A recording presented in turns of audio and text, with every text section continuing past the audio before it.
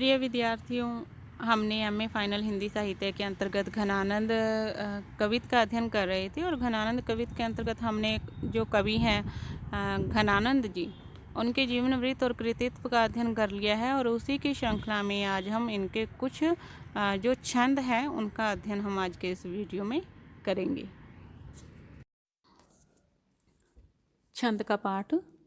लाज न लपेटत चित बनी भेद भाई भरी, लसत ललित लोल चख तिरछानी में, छवि को सदन गोरो भाल बदन रुचिर, रस निचुरत मिठी मृदु मुस्कियानी में, दशन दमक फैली हिमे मोती माल होती, पियसो लड़क पेन पगी बद रानी में, आनंद की निधि जगमगती छबीली भाल बाल, अंग अंगनी अनंग रंग ढूरी मुरी जानी में। इस छंद का प्रकरण यह है, हम कह सकते हैं कि जो विषय वस्तु है कि इसमें प्रेमिका का रूप वर्णन है। रूप में नेत्र, मुख, भाल, मुस्कान, वाणी, गति, दंत आदि की मुद्रा का उल्लेख है। नायिका भेद की परंपरा में रूप वर्णन का कार्य सखी करती है, पर स्वच्छंद रचना में रूप वर्णन प्रिय के द्वारा होता है। तो यह एक महत्वपूर्ण बिंदु है ध्यान रखने वाला। इसमें इस आधार पर रीति मुक्त रचना का इस प्रकरण पर पार्थक्य या हम कह सकते हैं भिन्नता रीतिबद्ध रचना से भेद हो जाता है, या कह सकते हैं भिन्नता हो जाती है। फारसी का प्रवाह भी इसी के अनुकूल है। पद की व्याख्या इस प्रकार से है इस छंद की कि प्रेमिका जब अपने चंचल नेत्रों को तिरछे करती है तो वह बड़ी रमणीय प्रतीत होती है। नेत्रों का तिरछापन लाजों से लिपटा रहता है और गूढ़ भावों से भरा रहता है। उसमें विविध प्रकार की लज्जा रहस्यमय संकेतों से कह सकते हैं कि व्यक्त होती है। तिरछी चितबनी कुछ संकेत करती रहती है, प्रेम की अनुभूति व्यक्त करती है। उसका गौर वर्ण मुख सौंदर्य का घर ही है। भाल शोभामय है। जब वह मुस्काती है तो उसकी मुस्कुराहट में कोमलता और माधुर्य प्रकट होता है। ऐसा जान पड़ता है कि जैसे रस है वह निचुड़ रहा है, टपक रहा है। मुस्कुराने के साथ ही जब वह बात भी करती है उसकी बात मुस्कान से युक्त होती है। मुस्कुराते हुए जब वह बात करती है तो दांतों की दमक ऐसी फैलती है कि ऐसे जान पड़ता है मानो दंत पंक्ति का प्रकाशमय प्रतिबिंब उसके जो वक्ष स्थल पर है मोती की माला हो गया है। वह प्रिय से जब बड़ी प्रसन्नता से बातें करती है तो इस प्रसन्नता के कारण उसकी दंत पंक्ति कभी खुलती है और उसके जो प्रकाश है दंत पंक्ति का वह मोतियों की माला के समान दिखता है। वह सौंदर्यमयी ऐसी लगती है कि आनंद के कोश के रूप में जगमगाती है। और इस जगमगाहट की छटा उस समय प्रतीत होती है जब वह मुड़ती है और उसके अंगों में कामजन्य छटा है जो ठहरने लगती है।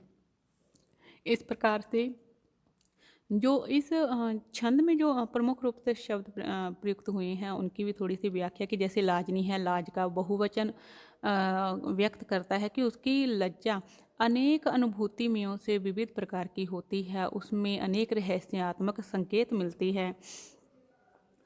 इसी प्रकार से लोल चख नेत्रों की चंचलता का वर्णन जो करने की काव्य परंपरा है और वास्तविकता भी है कोई व्यक्त करता है। और लज्जा का रंग हल्का गुलाबी होता है। और इसी के साथ में इस जो छंद है वह जो इस कह सकते हैं कि इसमें जो छंद प्रयुक्त हुआ है वह है मनहरण कवित, जिसके प्रत्येक चरण में 16 और 15 के विराम पर या विश्राम पर कुल 31 वर्ण होते हैं और अंतिम अर्थात 31वां जो वर्ण है वह सदा गुरु होता है और इसे घनाक्षरी भी कहते हैं। कवित शब्द का प्रयोग व्यापक है। इस संग्रह का नाम भी घनानंद कवित है, पर इसमें केवल कवित अर्थात मनहरण घनाक्षरी का ही संग्रह नहीं है। सवैया, छप्पियाँ, अनंग शेखर छंदों के अतिरिक्त इसमें दोहे और सोरठे भी हैं। दोहे सोरठे तो सवैया और घनाक्षरी या छप्पियों के साथ हस्तलेखों में रहते हैं, परंतु उनकी पृथक से संख्या नहीं लगाई जाती है। जिस बड़े छंद के साथ वे प्रयुक्त होते हैं उसी के अंग मान लिए जाते हैं। द्वितीय छंद। छंद का पाठ सर्वप्रथम। झलके अति सुंदर आनन गोर, छके दृग राजत कानन छवि, हंसी बोलन में छवि पुलन की बरपाव, और ऊपर जात है हवे। लटलोल कलोल कपोल कलोल करे, कलकंठ बने जलजावली दुए। अंग अंग तरंग उठे दूती की, परिहि मनोरूप अभिघर चवे। इस छंद का प्रकरण इस प्रकार से है कि इसमें रूप छटा का अंग दीप्ति का वर्णन है। इसमें मुख, नेत्र, वाणी के साथ ही लट मुक्तमाला का भी वर्णन है। रूप वर्णन में भी कवि ने आंतर पक्ष का जो उद्घाटन है वह अधिक किया है। रूप का हृदय पर पड़ने वाला प्रभाव ध्यान में रखकर अभिव्यक्ति करता है, या कह सकते हैं सह अभिव्यक्ति करता है। इसमें विषय पक्ष प्रमुख न होकर ये कह सकते हैं जो विषयी पक्ष है वह प्रमुख है। पद की व्याख्या इस प्रकार से है। प्रेमिका का अति सुंदर गौर मुख दीप्ति के प्रकाश से झलक रहा है। उस मुख में यौवन के मद से छके हुए मस्त नेत्र कानों को छूते हुए शोभित होते हैं। जिस समय उस मुख से वह हंसते हुए बोलती है, उसी समय बोलने में ऐसा जान पड़ता है मानो सौंदर्य पुष्पों की वर्षा हो रही है। बोलने में उसका शरीर हिलता है, इसीलिए कपोलों पर चंचल लटें भी हिलने लगती हैं। बोलने में उसका और सुंदर जो केश हैं में उसके जो केश हैं उसमें शोभित जो लड़ियाँ हैं या मोतियों की माला है वह भी हिलने लगती है। प्रत्येक अंग में इस प्रकार हिलने से दीप्ति की लहर उठने लगती है। दीप्ति के इस प्रकार हिलने से ऐसा जान पड़ता है मानो शरीर में लबालब भरा हुआ सौंदर्य अब पृथ्वी पर बरस ही पड़ेगा। तरंग उठती है और मुख की ओर से और दीप्ति की लहर सब अंगों में लहराती जाती है। दीप्ति की लहरें ऐसी स्थिति का आभास कराती हैं मानो उसका शरीर रूपी घट है जो सौंदर्य से भरा हुआ है, सौंदर्य का कुछ अंश पृथ्वी पर भी गिरा देगा। इस प्रकार से जो छंद है उसमें अति सुंदर शब्द का प्रयोग किया गया है। तो आनंद सुंदर ही नहीं है, अति सुंदर है। अति का तात्पर्य है कि वह सौंदर्य से लबालब भरा हुआ है। वो कह सकते हैं कि जब उभरकर सौंदर्य के बहने की स्थिति व्यक्त करने के लिए अति शब्द है वह विशेषण बनाकर रखा गया है। इसी प्रकार से जलजावली में जलज का अर्थ मोती है। जल शब्द उसकी कह सकते हैं आभाव को व्यक्त कर रहा है। फिर गले में माला लटकती है। लटकती वस्तु का हिलना और भी सहज है। दो लड़ की माला होने से यदि एक लड़ भी हिली तो दूसरी लड़ को भी हिलना पड़ेगा। हिलने की तरंग उठने की अनेक स्थितियाँ इस स्थिति में एक साथ आ जाती हैं और पदावली के अंत में के उच्चारण में भी लहर की सी स्थिति उत्पन्न होकर होती है।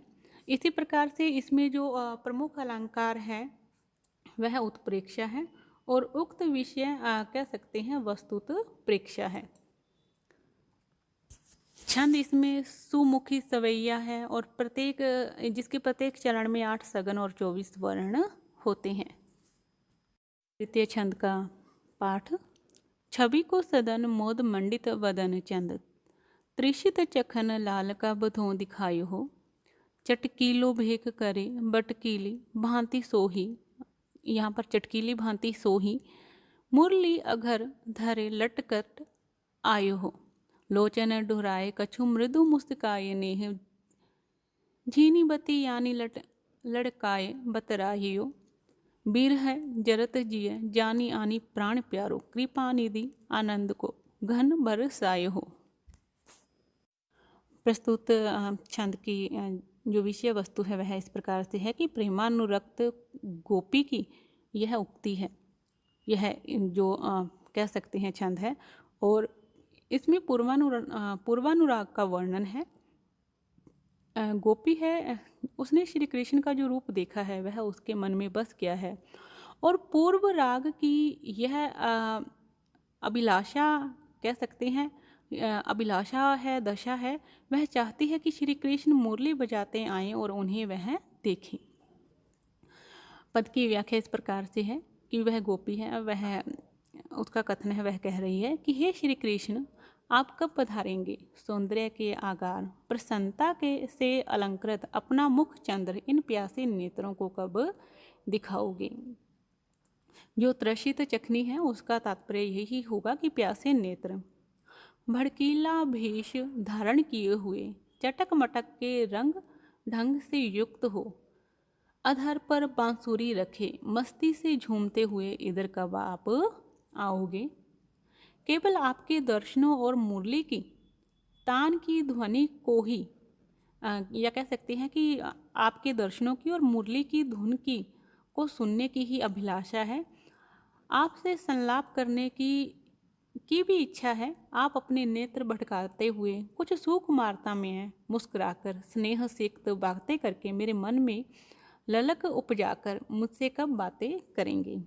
केवल बातें ही नहीं, आपकी यह कृपा मुझे कब प्राप्त होगी जब आप अपने आप मुझे विरह में जलती जानकर हे प्राण प्रिय करुणा सागर आनंद के बादल से कह सकते हैं तृप्त करेंगे।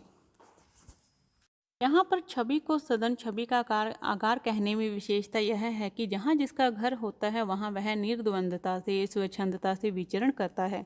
वदन में छवि का विहार स्वच्छंद परिपूर्ण और निर्बाध है। मोद मंडित प्रसन्नता से मंडित करने का तात्पर्य यह है कि प्रसन्नता सहज है, निरंतर रहती है और कभी भी हटती नहीं है। इसी प्रकार से मुरली की तान में करण की तृप्ति प्रमुख है। यहाँ पर जो मानस तृप्ति है वह प्रमुख है। इसी प्रकार से जब श्री कृष्ण यह जानेंगे कि उसके कष्ट को जानेंगे तो गोपी के कष्ट को जानेंगे तो वह उसे दूर करने का प्रयत्न करेंगे। इसीलिए कृपा शब्द का जो व्यवहार यहाँ पर किया गया है, जिया जाने का व्यवहार भी इसी संदर्भ में है। इन कवियों की पत्ति में दूत सामान्यता नहीं होते, इसीलिए प्रिय स्वतः कृपा करें तभी इनका कार्य संपन्न हो सकता है।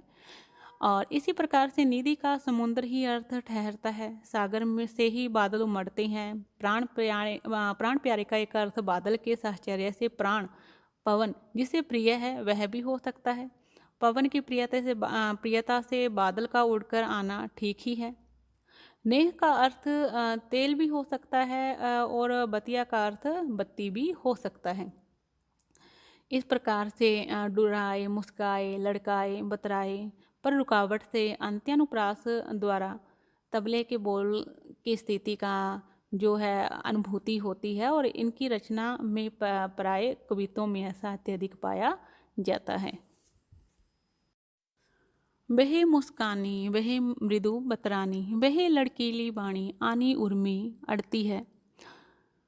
वह गति लेन ओल बजावनी ललित बैन, वह हंसी देन हेयर तेना टरती है। वह चतुराई सो चिताई चाहिबों की छवि, वह छलताई न छिन के बिसरती है। आनंद निधान प्राण प्रीतम सुजानजू की, सुधी सब भांति सो बेसुध करती है। इस छंद में गोपी के जो विरह है उसकी व्यंजना की गई है और स्मृति दशा है। प्रिय को उसने संयोगावस्था में जिन जिन मुद्राओं में देखा है वे सभी उसके अंतःकरण में स्थित हैं। मुस्कुराना, बातें करना, मस्ती से चलना, जो मुरली वादन है, हंसना और तिरछी आंखों से देखना, चातुर्यमयी आंखों से देखना, छेलनापन, सब उसकी स्मृतियों में स्थित है या स्मृतियों के विषय हैं। पद की व्याख्या कि प्राण प्रिय सुजान अर्थात हे श्री कृष्ण जी की जो शुद्ध है स्मृति है सब प्रकार से बेसुध करती है। उनका वह मुस्कुराना, वह कोमलता युक्त बातें करना, उनकी वह ललक वाली टेव आकर हृदय में अड़ती रहती है। उनका वह हाव भाव में चलना, वह सुंदर वेणुवादन और हंसना हृदय से टलता ही नहीं। चतुराई से प्रेरित उनकी वह मेरी ओर देखने की छटा तथा वह छेलापन क्षण भर भी भूलता नहीं है, निरंतर ध्यान में चढ़ा रहता है। पांचवा छंद का वाचन। जासो प्रीति ताही निठुराई सो निपट नेह, कैसे करी जिय की जरनी सो जताइए। महानिर्दयी दई कैसे के जीवाऊँ जीव, वेदन की बड़ बारी कहाँ लो दुराइए। दुख को बखान करिबे को रसना के होत, ऐपे कहूँ बाको मुख देख न पाइए। रेन दिन चैन को न ले से कहूँ पेय भाग, आपने ही ऐसे दोष काहि ध्यों लगाइए। प्रस्तुत छंद में कवि घनानंद ने प्रेम के दो पक्षों का चित्रण किया है। कह सकते हैं कि एक एक पक्ष है प्रेमी का और दूसरा है प्रेमिका का। तो एक ओर प्रिय की उदासीनता और दूसरी ओर प्रेमी की एक निष्ठता का निरूपण इस छंद में हमें मिलता है। पद की व्याख्या इस प्रकार से है। जिस प्रिय से मैंने प्रीति की उसने मुझसे तो बदले में प्रेम नहीं किया, उल्टे उसने निष्ठुरता से अत्यंत प्रेम कर लिया। निष्ठुरता से तात्पर्य यहाँ पर हम कह सकते हैं निर्दयता से, मन में प्रेम का भाव ना लाना और कठोर व्यवहार करना। इस प्रकार जो जलन हृदय में होती है उसे मैं किस प्रकार जताऊं। हे देव, वह निर्दय ही नहीं महानिर्दय है, इसीलिए अपने जी को कैसे जिलाऊं। महानिर्दय भला कैसे जीने देगा। अर्थात कहने का तात्पर्य है कि जो व्यक्ति निर्दयी होता है वह ज़्यादा से ज़्यादा हिंसा करता है, उसके मन में प्रेम दया करुणा आदि भावों की कोई जगह नहीं होती, और ऐसा ही वह मेरा प्रिय है। यदि यह कहा जाए कि वेदना को छिपा कर रखो तो वह निरंतर बढ़ती ही रहती है, बढ़कर शरीर रूपी घट से बाहर हो जाना चाहती है, इसीलिए उसे छुपाए रखना भी संभव प्रतीत नहीं होता। कहने का भाव यहाँ पर यह है कि जो व्यक्ति भीतर से दुखी होगा, भीतर से उदास होगा, वह अपने आप को चाहे कितना भी कोशिश करे अपने आप को प्रसन्न दिखाने का, उदास न रहने का, तो वह नहीं हो सकता। जो भीतर की उदासी है, भीतर का जो कह सकते हैं संताप, वह बाहर आएगा ही। तो आगे क्या कहता है वह जो प्रिय है कि मेरे वश की बात नहीं रह गई है, वह इतनी अधिक है जो पीड़ा है आपसे, आप अपने आप वह दूसरों के समक्ष हैं वह प्रकट हो जाती है। यदि कोई कहे कि क्या वेदना है, कहकर बताऊं, तो उसका कथन कैसे किया जाए, क्योंकि वेदना का आधिक्य इतना अधिक है कि जिह्वा के द्वारा उसकी अभिव्यक्ति नहीं होती। तो मैं किस प्रकार से अपने भावों की अभिव्यंजना करूं। यदि प्रिया के दर्शन हो जाते हैं तो तृप्ति से किसी प्रकार कुछ काम बनता है, अर्थात मुझे इतने से ही तृप्ति है कि मेरे प्रिय ने मुझे दर्शन दे दिए, चाहे वह मेरे प्रति निष्ठुरता अपनाए रखे, पर उस प्रिय का मुख देखने पाऊं तब तो उनके दर्शन तो मिलते ही नहीं। फल यह है कि रात दिन चैन का लैश मात्र भी नहीं रहता। कुछ कहना सुनना तभी हो सकता है जब चित्त अपना स्थिर हो, और इसमें मैं किसी को कोई दोष नहीं दे सकता। प्रिय को दोष दिया वह भी व्यर्थ ही दिया, अपने भाग्य का ही दोष है। मेरे हिस्से में इस प्रकार की वेदना सहना ही लिखा था, तो मैं अपने प्रिय को किस प्रकार से दोष दूं। इस प्रकार से आज हमने घनानंद कवित के अंतर्गत कुल 5 छंदों का अध्ययन किया, और 5 छंद हम कह सकते हैं कि श्रृंगार रस से ही संबंधित है। श्रृंगार रस के अंतर्गत इन्होंने संयोग श्रृंगार से संबंधित जो छंद है उसका परिचय हमें उसमें मिलता है, संयोग श्रृंगार से संबंधित। इसके साथ ही उन्होंने अपने आराध्य के रूप सौंदर्य का भी वर्णन किया है, किस प्रकार से गोपी है वह श्री कृष्ण के रूप सौंदर्य पर मुग्ध है, उन पर मुग्ध है और उनके मात्र दर्शन चाहती है। इसी के साथ में ही इन्होंने श्रृंगार के अंतर्गत केवल संयोग श्रृंगार का ही वर्णन नहीं किया, बल्कि विप्रलंब श्रृंगार का भी वर्णन किया है, क्योंकि घनानंद को विरह का पीर का कवि कहा जाता है। प्रेम की पीर से तात्पर्य होगा पीड़ा से।